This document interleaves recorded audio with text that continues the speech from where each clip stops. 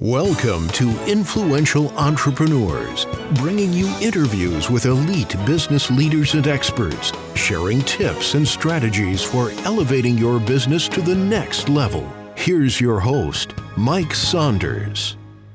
Hello and welcome to this episode of Influential Entrepreneurs. This is Mike Saunders, the Authority Positioning Coach. Today we have with us Stuart Berg, who's a financial success consultant. Stuart, welcome to the program. Thanks, Mike. Hey, so I want to dive into what you do for your clients to help them achieve financial success. But first, let's start with your background and your story. How did you get into the financial services industry? Well, that's actually a pretty interesting story. It's actually a journey that started when I was actually 12 years old. I remember when computers were first coming out and I wanted to get a new computer, so I actually got a paper route. And then in a few years, I had moved on to working in the supermarket for supplemental income. And what's funny is after high school, I went right to college. And when I was in college for New York Institute of Technology for computer science, it wasn't really relating to business per se, but it led to my interest in computers. And I said, you know what, when I'm done with school, I want to get into the computer industry. So I also got hired with the post office at the time and started working with the government when I was 23 years old. And it's funny because when at that time, I was not doing anything computer related with the post office. But when I was 29 years old, I was approached by a friend who asked if I was interested in earning extra money with a business. And I was intrigued. I was like, oh, you know what? Maybe I can use my computer skills or whatever. Yeah. So I took the actual opportunity to start my own business within a business, and I quickly moved up the ranks to becoming district manager. And the funny thing is that was with finance, which had, again, nothing to do with computers. Yep. So, I was like, wait a minute, now I'm in the financial industry, but how can I use computers? So I decided to make spreadsheets and that kind of stuff. But my first, bump or conflict arose when I started working with H&R Block with taxes. And the thing is, you need, of course, a lot of licenses in the financial industry. You need a life license, security license, so on and so forth. And when I was working with H&R Block, they were trying something new with securities, where we refer people for securities, but if you're licensed, you get paid. Yeah. In the securities industry, that's a no-no. You can't work with two companies because it's a conflict of interest and a few other things. So I was forced to make a choice. So I chose to quit the business and for the security of the paycheck with H&R Block, and which effectively ended working in financial industry. But then around 2013, my former regional vice president from the business contacted me to reconnect, and just to find out how I was doing, etc. And after a brief conversation, he was asking if I wanted to restart my business, which I said, yeah. It was no more conflict with H&R Block. That was just a trial program that they were trying. So there was no issue with that. And I said, you know what, let me do this. But at this time, now it moves slowly because now what our group, our agency calls a secret agent, where I was just quiet and I didn't talk to anyone. I didn't tell anyone I was back in business. But I did do my own needs analysis and I did help myself, but that's pretty much as far as it went. So around 2017, I went to a convention and I said, oh yeah, this is why I'm in the business, to help people. And in addition to that, around 2018, my wife said, you know what, you should go back to college, get an MBA, and that'll help you with your finances, etc. So I went to Hofstra and I got my MBA degree, which was really exciting.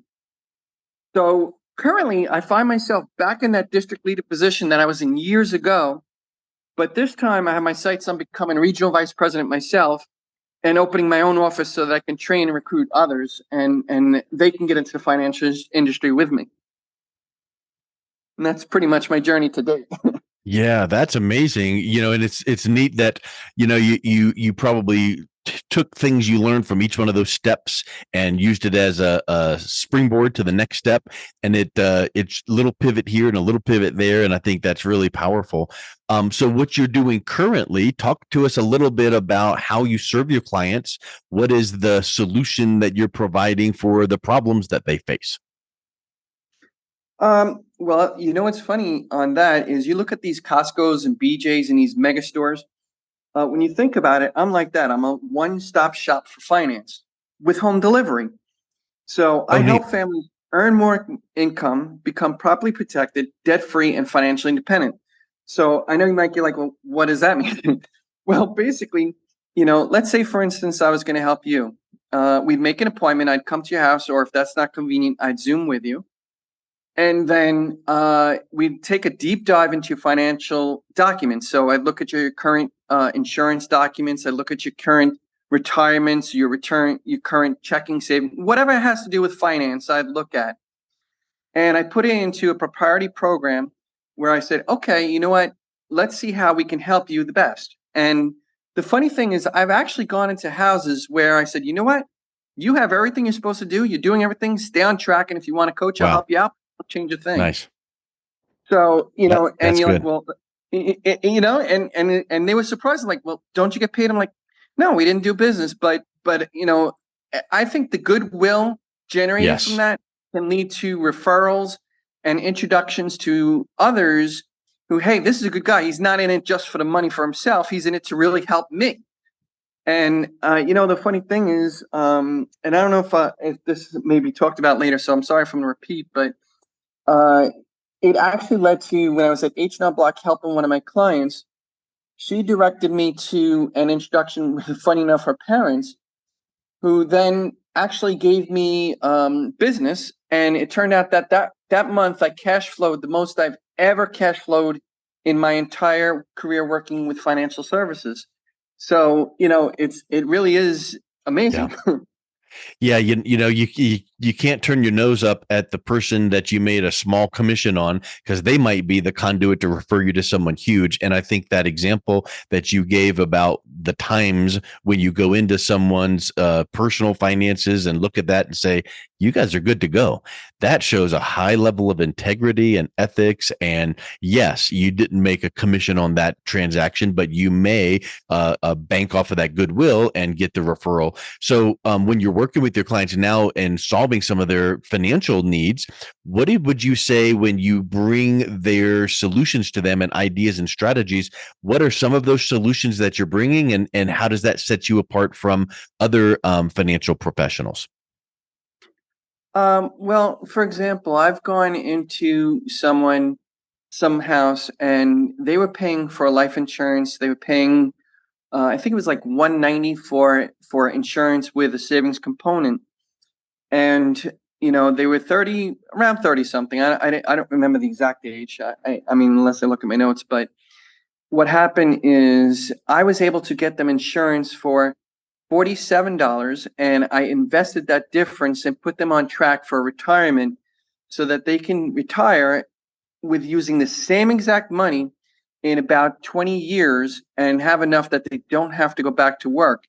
So when you think about it, and these are not even people that I work with, these are clients that I help and I coach and keep them on track. Now, granted, the person didn't retire yet, but as long as they stay the course with my direction and prompting every 90 days, half a year, at least once a year, and make sure that they don't want to add more money, make sure that they're staying, at least not dropping off, they're going to be fine. And, I've gone into other houses where they're like, you know what, I just want to make an extra $500 a month. And I've been able to help them do that. So, I find it exciting where I can help someone if they just want to earn a couple dollars a month, or if they want to see if what they're doing is right and how I can fix it or keep it if that's the case, and just kind of coach them and help them stay on course where they can be able to become financially secure, retire when they want to retire, or if not realistic ability to do so, at least put them on track that they can retire in the foreseeable future instead of just working till they pass. You've said a few words that are really key. coach, teach, guide, educate, things like that. Well, I would venture to say that the reason that you're so successful with your clients is that's what people want. They don't want to feel pushed. They don't want to be sold. They want to understand and be coached and encouraged. And when you can check in with people periodically, according to their schedule, and see where they are, give them advice and that coaching, I would venture to say that that's a huge competitive advantage for you. Oh, 100%. I mean, when you think about it, people can go online and buy insurance online and probably pay a little bit less, a little bit more, whatever. And they can easily do that. But the thing is, the competitive edge, people don't want to go to a computer. They want direction. That's why you hire a professional. I don't mow my own lawn. I hire a professional to do it. I mean, can I mow my lawn? Sure. It's very easy to do. But Yeah. why would I waste a half hour doing it on my own when I could just hire someone for a few dollars and go out and do what I do? So, it 100% makes a difference. And even the clients that I see, it does. They don't want to do something that I could do because the truth is they may or may not do a hit or miss. They may or may not be better than me. They may or not be worse, but they're guessing, whereas I can direct them and help lead them to where they want to really be.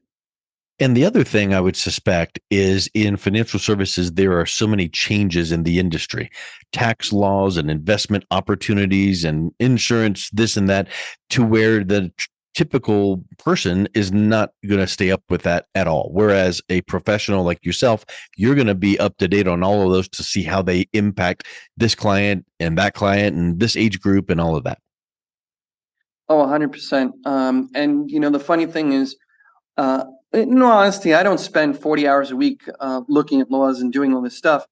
But within my agency, I do have people that do that. And therefore, I'm able to pull resources and knowledge from them when I need it in order to help my clients and help direct them to where they need to go again. So over the years that you've now been working with clients and building your team and serving your clients with financial services, I'm certain that it's not been the perfect hockey stick growth of every year better than the next. You've had some hiccups and breakdowns and failures and roadblocks and hurdles and things like that. Talk a little bit about a few of those that you've experienced over your career. Sure. And I'm gonna just sidetrack for a moment. I also like to officiate baseball and softball. So one of the things I do as recreational, plus it gives me a few dollars and gives me a workout, is to do that. So, I recall at the end of one season where I was officiating baseball, I was injured, while making a call because the ground was wet and I kind of slipped and it just wasn't pretty. It put me in a cast. So it was at a point where I had to actually move in with my parents temporarily. And at that time, I figured, you know what, God must have a plan for me because there's got to be a reason why I'm laid out, so to speak. So, I was single and the funny thing is I decided to go on some websites to see if I could find a girlfriend because I can't really go out and find anyone at that point. And you know what? Lo and behold, I actually found someone. So to this day, I truly believe that if I was not injured, I may not have been able to develop that meaningful, deep connection with my wife when I had first met her back at that time. So Interesting. my faith keeps me grounded and enables me to have a positive outlook whenever I experience breakdowns and challenges. So I naturally do have plenty of challenges, don't get me wrong, but my faith helps see me through it. So, Yeah. one challenge, besides having a broken leg, one challenge that I had, of course, was that pivotal time when I had that choice between H&R Block and my business. And the funny thing is, I look at that time and I chose right, chose wrong. It is what it is. And I say, could I have done more? What could I have done? What could I have changed? And I believe that, when I reach and hit challenges, faith helps guide me actually. 100%. And what you just said there was when you had that, fork in the road, really challenge in your career of should I go this direction or that direction? The thing that led you to more success was the mindset of I can do it and I'm going to persevere and I'm going to learn from this hard time and do better. what are some other things that led? What were some other successes that resulted from that time? Well, my child had a lot of breakdowns and challenges, which had actually led to my belief and my faith. But I always believe that my outlook helps me keep an eye out for opportunities.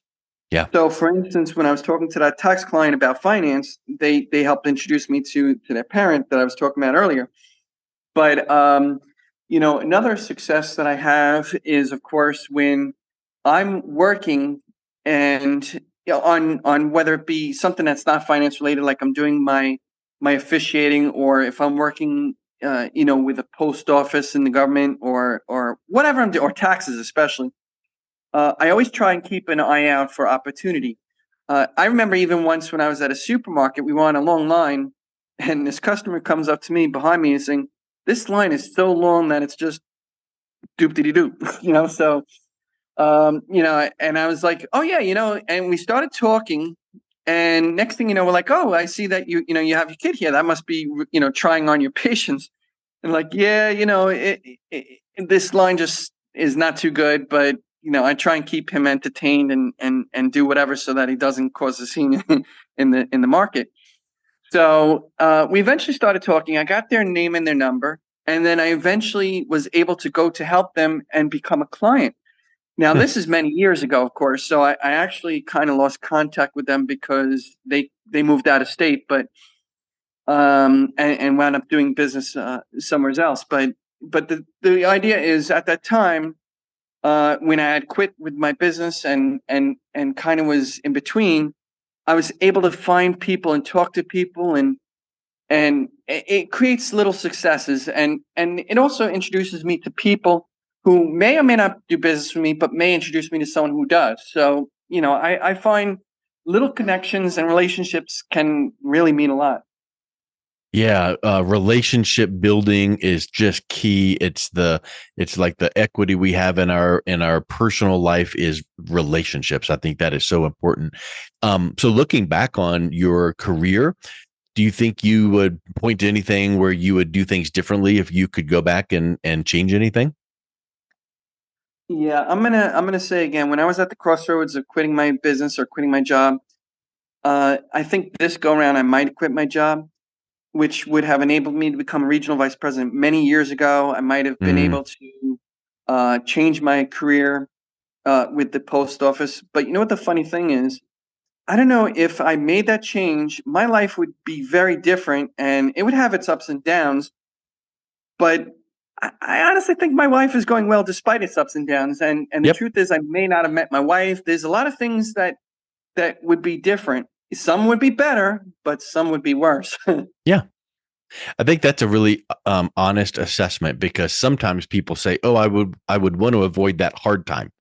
But in Yeah. reality, it's the hard times that make us stronger to be prepared for the next hard time and then the good times that are in between. So I think that perspective you gave was just really powerful. So think about some of the things that you personally had to, like key attributes in your life, your mental approach to things to succeed. What do you think some of those key attributes are that others need to have in their life so that they can persevere and succeed personally and professionally? I think that's a great question. The simple, down to the nitty gritty is people need to have grit. And great is great. Grit is a great word defined as having courage or resolve and strength of character. So, in addition, I believe that people need to utilize coaches and professionals to assist them in the good times and the bad. As I was saying before about coaching, and definitely what you were saying as well. The funny thing is, when you look at professional players, football, softball, whatever, they always have coaches. The Olympics, they always have, they always use coaches, and they attribute those coaches as key to doing what they do. The same thing goes with life coaches, and you know what? Financial coaches like myself as well. So I think that coaching is so important. And Hmm. like I said, the person should have grit, and it goes back to what you said about uh, you know, overcoming whatever they had to overcome creates that grit. and seek people out to be a mentor and follow their lead because they've made mistakes. So let them be a coach and a mentor to you, and then have the perseverance to actually listen to what they have to say, because I've heard the saying before, success leaves clues. Yeah, that is so, so true. And it's funny you say that. And this is not me specifically, but it is me. My regional vice president, who I don't consider my vice president, consider my coach and my mentor. He said, I can talk to you till I'm blue in the face, but unless you actually act on what I'm saying, it doesn't mean anything. And that Yeah. is so, so true. Yeah. So let's wrap this up with this question, Stuart. At this point in your career, you have come through struggles, hurdles, roadblocks. You've succeeded. You've made some mistakes. You've overcome. What is your purpose in business, personally and professionally? And then what's the why behind your purpose? I think that's really important because it stokes the fire to really keep us motivated to strive to the next level. Oh, 100%. Well, as I alluded to, I have overcome many struggles and I've learned lessons. But my number one lesson I learned is there's always going to be more struggles. Yeah. So to answer your question, I would have to say my wife is my number one purpose. We love to travel and eat high-end restaurants. And I truly want her to be fully retired from her job, to retire me from my job, and still be independently wealthy. I want to be able to have millions in income so that I can give more money to worthy causes and to be able to go to charity galas with celebrities and give it to those in need. That's pretty much my purpose in life. I love it. Helping out those less fortunate, that is spectacular, and helping people all along the way. Well, Stuart, thank you so much for coming on today. What's the best way that someone can reach out and connect with you? They can go to my website, stuberg360.com, and they can download my information and contact me, and I'd love to chat with them. Excellent. Well, Stuart, thank you so much for coming on today. It's been a real pleasure talking with you. Great. Thanks a lot, Mike. You've been listening to Influential Entrepreneurs with Mike Saunders. To learn more about the resources mentioned on today's show or listen to past episodes, visit www.influentialentrepreneursradio.com.